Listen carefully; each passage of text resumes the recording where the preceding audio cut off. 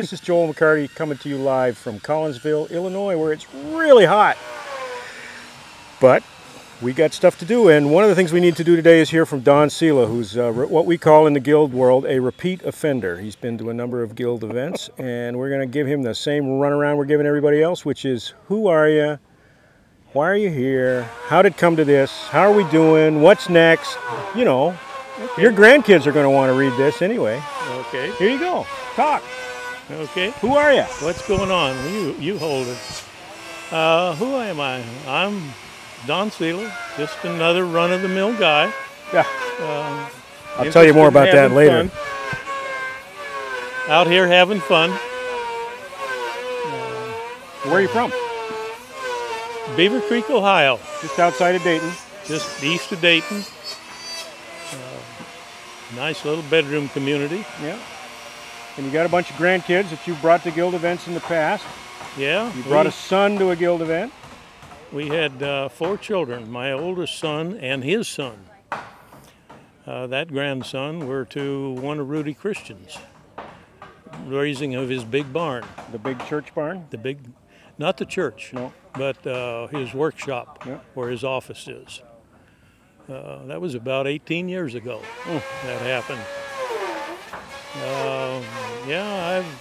The last set of grandchildren came around, and they were at the Gindler Barn. In Ohio, Springfield, Ohio. Correct. Last summer. Mm-hmm. Wasn't as hot there. Well, and then being a local guy, I kind of didn't quit on Saturday night like the rest of you guys. I come back Sunday and then Monday, and for a few weeks and off and on through the winter. Mm-hmm. And I think they've about got it done now. I think we're going to see some of those people next week here. Good. I was going to ask you that. So what about this project? How are we doing? What are you doing? This is great. Oh, whatever I'm assigned. Been there, done that. What are you doing right now? Anything. Cutting bent 6, posts and plates, braces. This is the most interesting one I've seen in contrast to the others, to be able to show the stages in construction from finished on one end to raising the end bent on the other end. I think we should have like bird nests on one end while the other end is still down. Very good. Well, we're getting close to it. You think we'll make it? Oh, sure. Just like that, huh? Yeah. Don't you think that would like tempt the gods to make it rain every day if you have that level of confidence? The gods are looking out for us. Gods must be crazy to be looking out for us. No, this is a good group. There's no hidden agendas. Everybody's here for the same purpose. They're interested in the same purpose. It ain't like the normal corporate structure out there. Well, that's true. All the backbiting and stabbing and whatever goes on. Well, what do you think that purpose is? This purpose?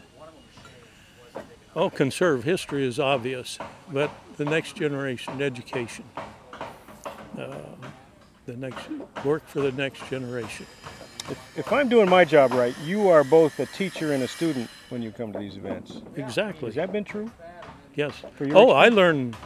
I learn something every day. You better. And generally, very good.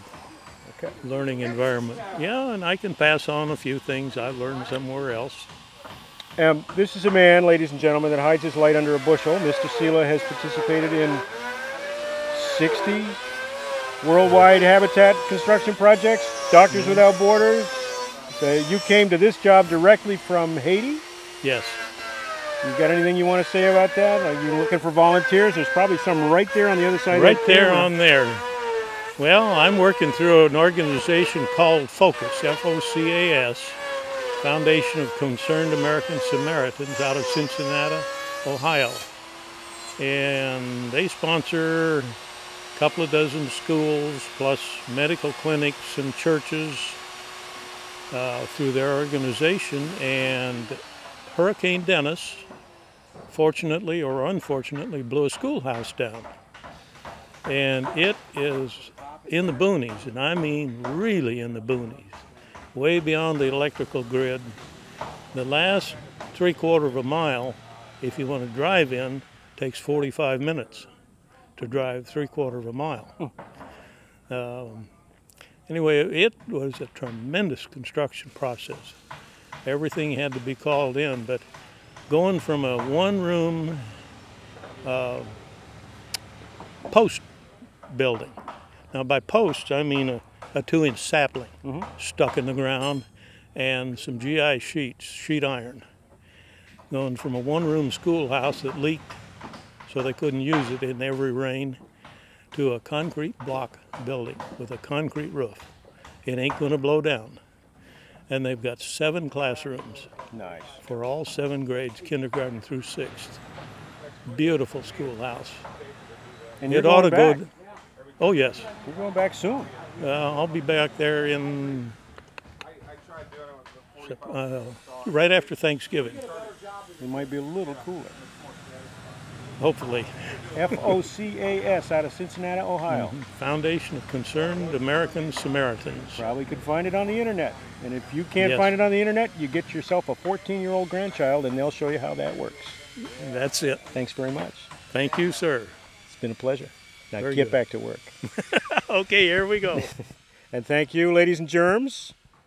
Once again, reminding you, Joel McCarty here from the Timber Framers Guild, reminding you that television is the most destructive force in our culture and you should use it with caution. That's all for now. Ta-ta.